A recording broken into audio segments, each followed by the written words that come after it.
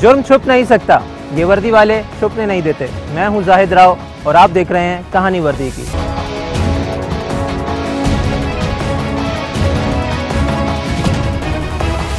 ये वक़ुआ पेश आया कराची के एक पोर्च एरिया में। कहानी है एक ड्राइवर की, जो एक घर में ड्राइवर था और उसे चंद दिनों पहले ही उसकी नौकरी से निकाल दिया गया था। अब ये घर के हालात तो जानता ही था, इसको ये भी अंदाज़ा था कि घर में किस तरफ कौन सा कीमती सामान मौजूद है और घर वालों की क्या रूटीन है। लिहाजा साबका मालिक के घर में डकैती की नीयत से दाखिल हुआ। दाखिल होते ही मालिक के बेटे को नशे में धुत पाया। इसी असना में ड्राइवर का मालिक के बेटे को पाँव लग गया, जिसकी वजह से मालिक के बेटे की आंख खुल गई। आंख खुलते ही उसने शोर मचाया। शोर ज़्यादा ना हो लिहाजा मालिक के बेटे को ड्राइवर ने खंजर से वार करके कत्ल कर दिया। शोर सुनते ही वालदा नीचे आई। बेटी की लाश देखकर शोर मचाया, लिहाजा मौके पर ड्राइवर ने वालदा को भी कत्ल कर दिया। मरहुमा का शोर सुन के घर के बाकी अफराद भी जाग गए थे। मकतूला का शौहर नीचे उतरा तो उसने अपने साबका ड्राइवर को सामने पाया, लिहाजा ड्राइवर ने खंजर से वार करके मालिक का भी कत्ल कर दिया। देखें, ये सफाक शख्स एक बुरी नीयत से अपने साबका मालिक के घर में दाखिल हुआ और बदतरीन काम करता चला जा रहा था। मालिक को कत्ल करने के बाद जब वो मुड़ा तो उस घर की बहू को खड़ा देखा पाया और उसको बालों से पकड़कर खंजर से वार किया। ये वार उस छोटी बच्ची ने देख लिया और वो डर कर अपने कमरे की तरफ भागी। कमरे की तरफ भागते हुए देखकर कातिल बच्ची के पीछे गया और बच्ची को कत्ल कर दिया। घर के तमाम फ़र्द को कत्ल करने के बाद घर का तमाम कीमती सामान, जेवरात, पैसे लेकर मौका वारदात से फ़रार हो गया। आइए चलते हैं इस केस के इन्वेस्टिगेशन ऑफिसर के पास और जानते हैं कि कैसे उन्होंने इस केस को सॉल्व किया और कैसे मुजरिमों को उनके कैफरे किरदार तक पहुंचाया। जी तो नाज़रीन, हम इस वक्त मौजूद हैं इस केस के इन्वेस्टिगेशन ऑफिसर के साथ। आइए जानते हैं कि इन्होंने कैसे इस केस को सॉल्व किया और कैसे इन मुलजिमों को कैफरे किरदार तक पहुंचाया। आइए इनसे मिलते हैं।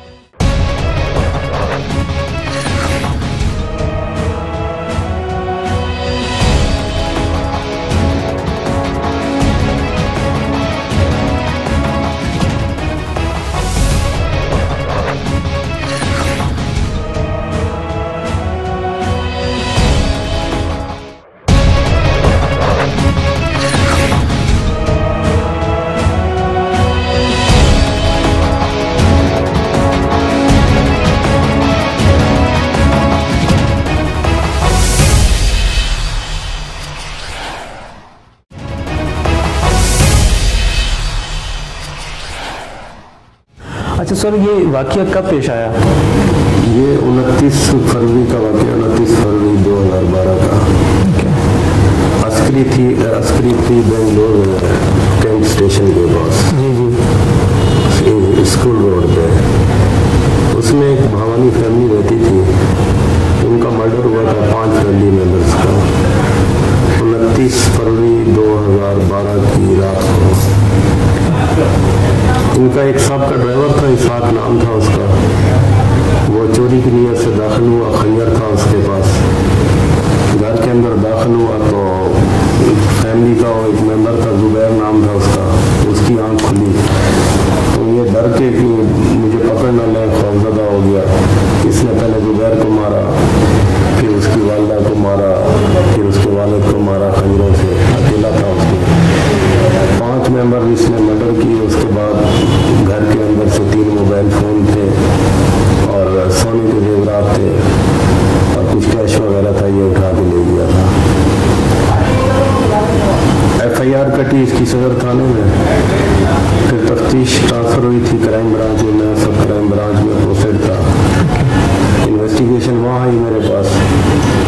तो 3 दिन के बाद हमने इसको अरेस्ट कर लिया था। अल्लाह ताला ने मेहरबानी की, बहुत बड़ी कामयाबी थी पुलिस की।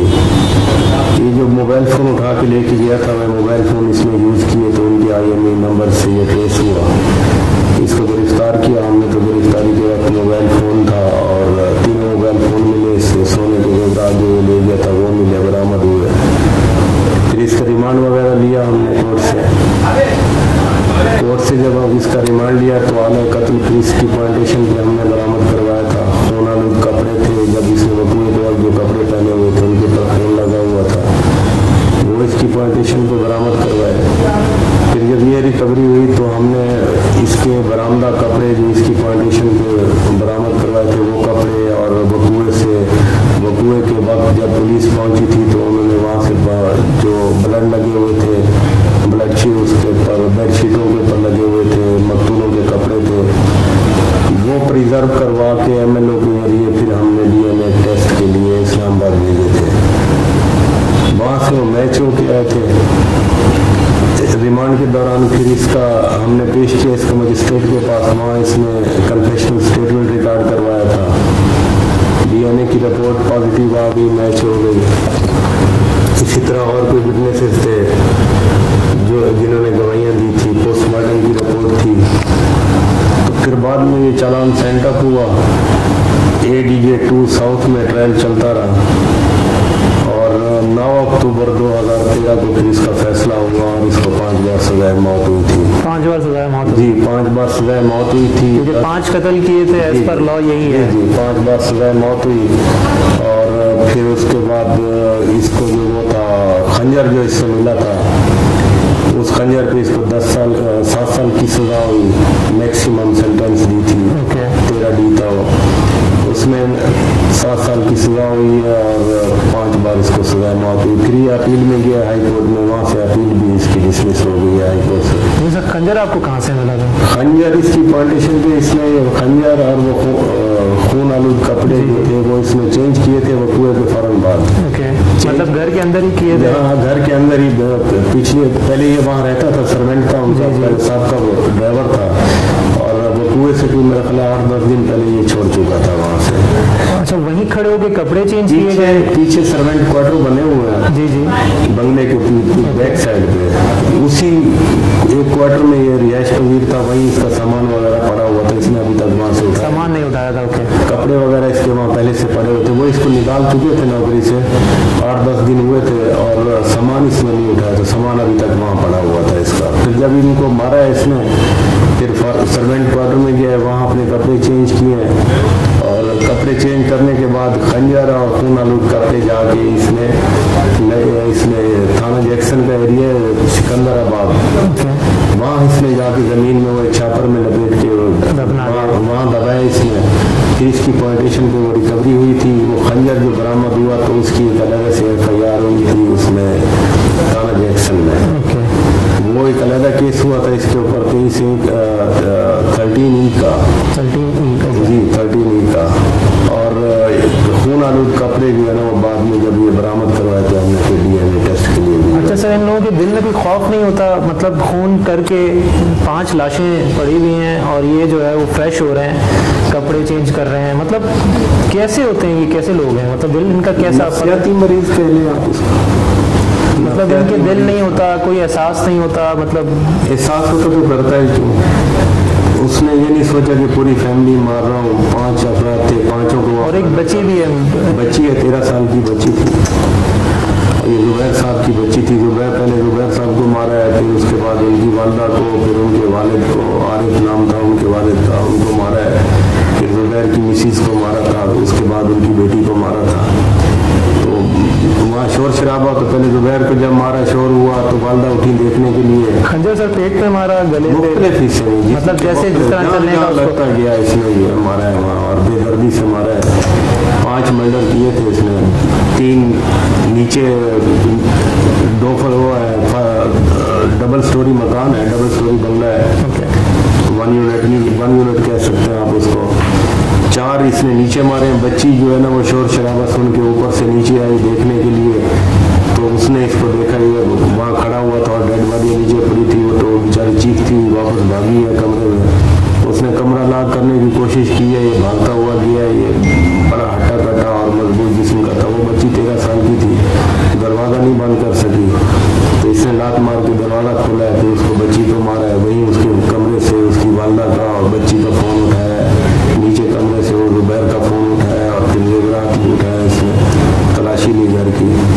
कातिल ने कुछ बताया कि कोई ऐसा तो कोई मामला नहीं था कि कोई किसी इशू की वजह से निकाल दिया हो और ये बदला टाइप का कोई केस नहीं, ये जुआरी था, जुआ खेलता था। ओके।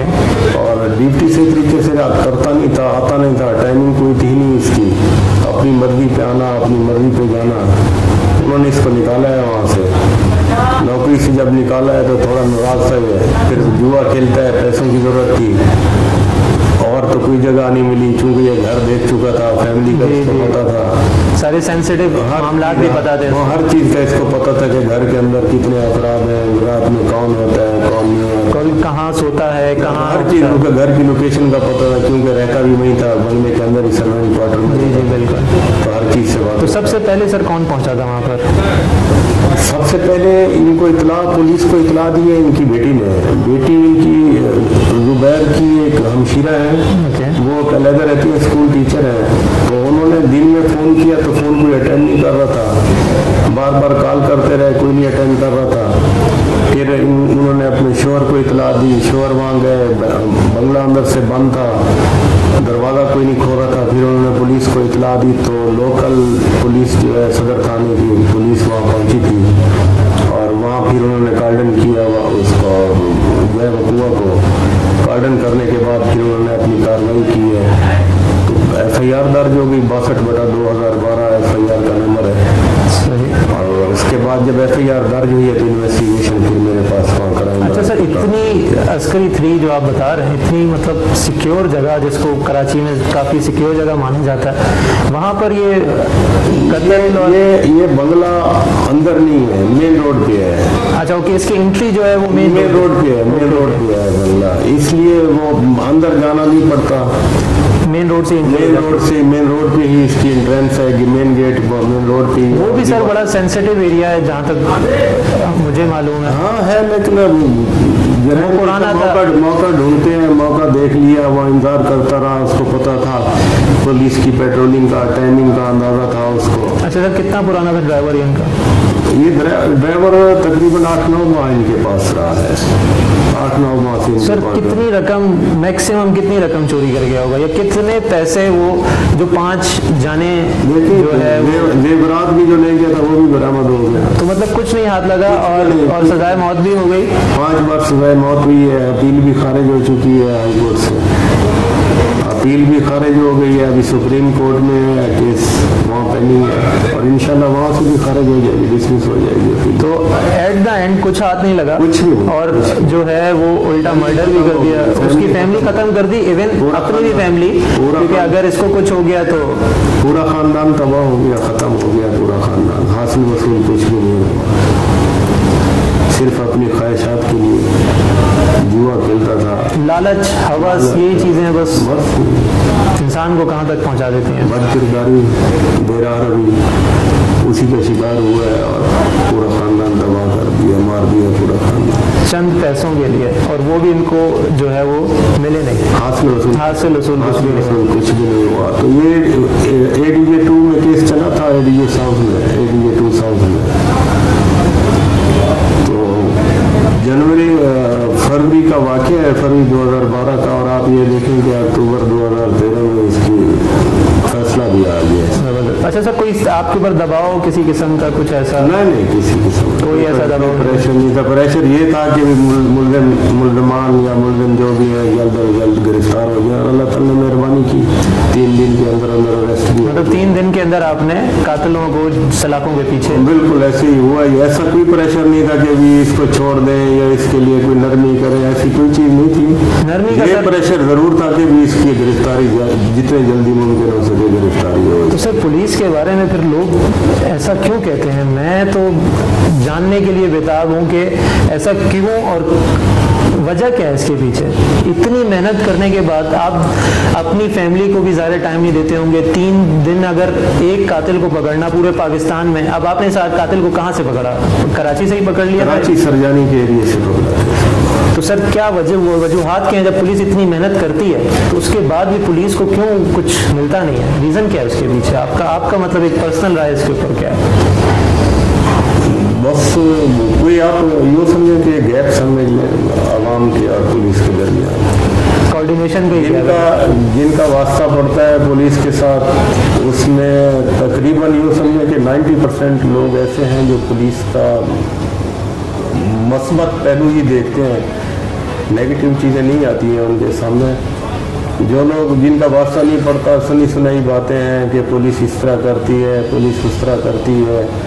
आपको फील्ड में हैं, काम कर रहे हैं, आप मुख्तलिफ लोगों से आपका वास्ता पड़ेगा, जराइम पेशा से भी पड़ेगा, लोगों से, आवाम से भी पड़ेगा, शरीफ लोगों से भी पड़ेगा। जिनका वास्ता पुलिस से पड़ चुका है, मेरा नहीं ख्याल कि कोई लोग ऐसे हों जो पुलिस को बुरा भला कहते हैं। जिनका वास्ता पड़ गया, वास्ता पड़ चुका है केसेस के हवाले से या किसी भी मामले से। अब जब एक आदमी है और वो गलत FIR कटवाए, फिर उसकी ख्वाहिश हो कि भी उसकी झूठी FIR को पुलिस उसी की ख्वाहिश के मुताबिक, मतलब नाजायज उसके ऊपर काम करे जी, वो उसकी ख्वाहिश के मुताबिक इन्वेस्टिगेट करे, तो फिर ऐसे तो पॉसिबल, क्योंकि आपको कानून को फॉलो करना है। वो फिर जब जाएगा तो उसने तो हमेशा यही कहना है पुलिस बुरा भला करती है और पुलिस कभी भी ठीक काम नहीं करती है।